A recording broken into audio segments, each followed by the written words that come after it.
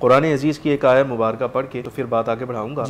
अल्लाह तबारक व तआला इरशाद फरमाता है, मन आमिला सालिहन फलिनफ्सिही व मन असा फअलैहा। जिसने नेक अमल किया तो उसके नेक अमल का फ़ायदा उसी की ज़ात को पहुँचेगा। व मन असा फअलैहा, और जिसने बुरा अमल किया वो भी अपनी जान पर ही उसका वबाल देखेगा। दर हकीकत बात यह है कि अल्लाह तबारक व तआला जल्ल व अला ने इस कायनात में आजमाइश के लिए बंदा मोमिन की नेकी के अंदर लज्जत ऐसी नहीं रखी कि आम बंदा उसको महसूस कर सके। सूफिया, बुजुर्गान दीन, औलिया, अम्बिया वो तो महसूस करते हैं, आम आदमी उसको महसूस नहीं कर सकता। लेकिन गुनाह के अंदर आजमाइश की वजह से एक लज्जत ऐसी रखी गई है कि बंदा उसको महसूस करता है, सती और फौरी लज्जत। जी बिल्कुल, इसमें ज़रा नेकी में थोड़ा देर लगती है, बिल्कुल ऐसा ही है। लेकिन ये बात, इससे हम बिल्कुल इनकार नहीं कर सकते कि अमल सालेह की जो तौफीक है वो मिन जानिबिल्लाह है, और इस पर मुदावमत इख्तियार करना ये भी अल्लाह तबारक व तआला का ख़ास फ़ज़ल और उसका करम हो सकता है। वैसे ज़माना नबवी सल्लल्लाहु अलैहि वसल्लम से बौद के जितने वबाल थे, यानी दूरी के, जैसे जैसे ज़माना आगे बढ़ता गया है, उनमें से एक वबाल ये भी है कि लोग इबादत में सुस्त हुए, बल्कि गाफिल हुए।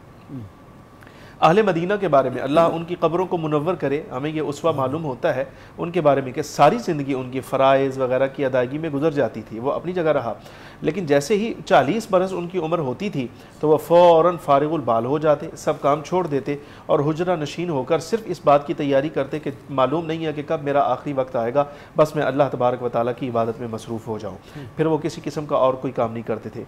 कुर्तुबी ने लिखा अपनी तफसीर में, इब्ने मालिक कहते हैं कि मैंने ऐसे लोगों को देखा जो इल्म भी पढ़ते थे, माश भी करते थे, लेकिन जिस वक़्त उम्र उनकी लोगों के साथ मेल जोल, उठना बैठना सब कुछ होता था, लेकिन जैसे ही उनकी उम्र 40 बरस के करीब आती थी तो पिछली सारी ज़िंदगी ये सारे मामलात इबादत के साथ साथ रहते थे, लेकिन अब सिर्फ इबादत रह जाती थी और सारे मामलात छोड़ दिया करते थे।